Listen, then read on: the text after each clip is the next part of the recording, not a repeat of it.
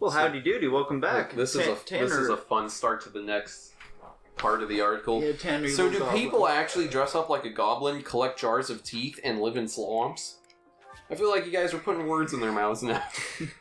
While some accounts of people living like goblins claim they lived near swamps and collected jars of literal bones and teeth and worshipped them as shinies, aka pleasing little objects to collect, the goblins we spoke to were a little more philosophical in their practice. Oh, I bet they were. I think living in a bog would be great, honestly, Harper admits, whose shinies collection consists of shiny buttons, rocks, stickers, rings, necklaces, and marbles. A bog just seems like a great place to be, a sweet little getaway away from the world and with yourself and perhaps anyone else you wish to take with you. Bogs are bad. Bogs are a bad place to live. They're constantly wet, they're humid, there's mosquitoes and crocodiles. There's a reason we virtually eliminated the bog from the American topography. Tanner, why you gotta be hating on bogs, man? Then there's Emma Orbach, a 59-year-old woman and a bog witch. 20 years ago, her and her husband bought a tiny farmhouse in the middle of the Welsh woods. Now she's living independently and completely without electricity, and not only recommends it, but has never once regretted it. She went from living it up in a Victorian castle to a tiny home made purely of trees, leaves, mud, and horse poop to keep your muddy wooden hut intact. Hi, MTV, and welcome to my muddy little crib. That's a timely reference. This person... We need to fix the mental health There's an innate system. sense of tranquility and acceptance with one's identity and situation with these goblins that can be quite alluring.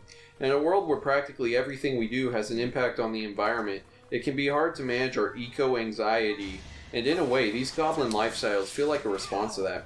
Whether you want to be collecting bones and teeth aside, one aspect Syrup does not recommend, there's a reason Goblin Core resonates with so many people. As political leaders gain more and more dangerous levels of power, and our government continues to fail to act on environmental and health crises, the concept of fleeing to the woods becomes more appealing, especially to younger generations.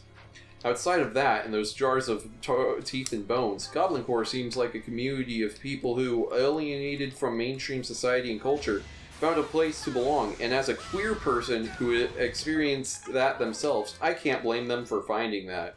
Honestly, that sounds pretty spot on. Oh boy, I hate my present You so guys much. are I'm the gonna one- take this the big kinds rock of and people crush this who- wild boar's head. The kinds of people who have the mentality to become a goblin are the same people that have been voluntarily giving politicians more and more dangerous levels of power.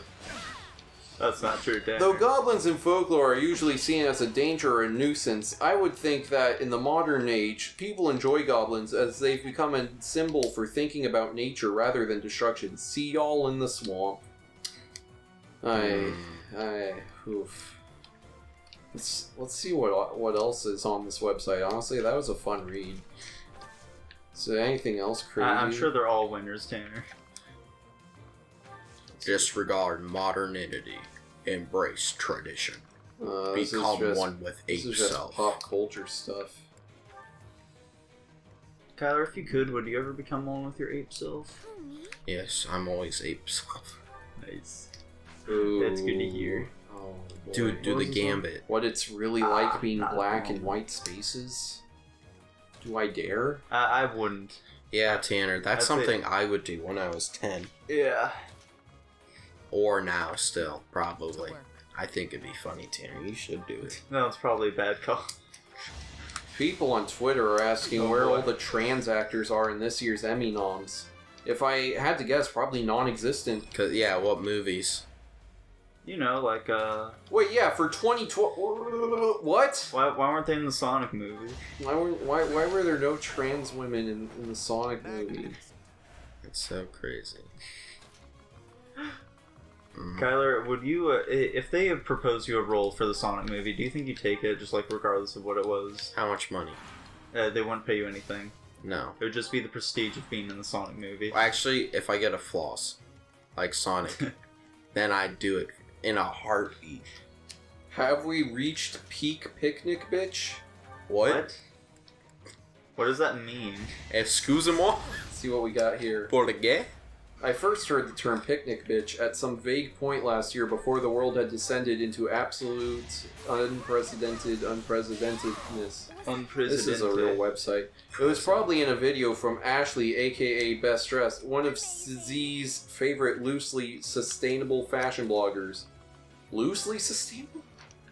Who happens to embody a good number of the picnic bitch traits.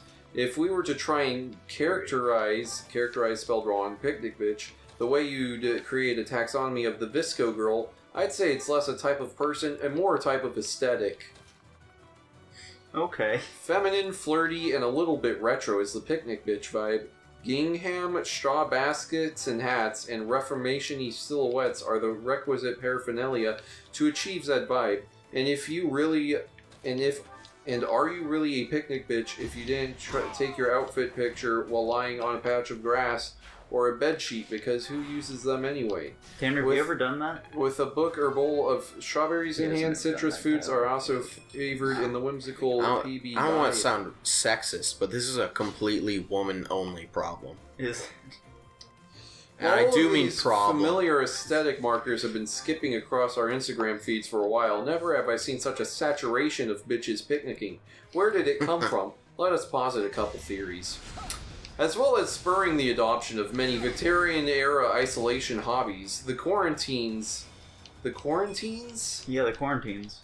Induced by the pandemic have fueled pastoral fantasies. You can barely breathe around cottagecore memes, which picnic bitch is a close aesthetic cousin to. There's a definite comfort in idealized versions of life where we grow our own food, live in caring neighborly communities, and spend our days drinking tea, foraging for berries and wild herbs for making tinctures.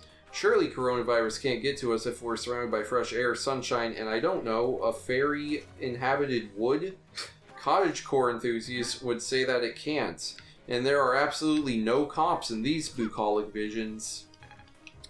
I want to commit crimes. These are people that have completely lost their mind. Yeah, they've forsaken real life to the point that they actually wish for fictional creatures to be real.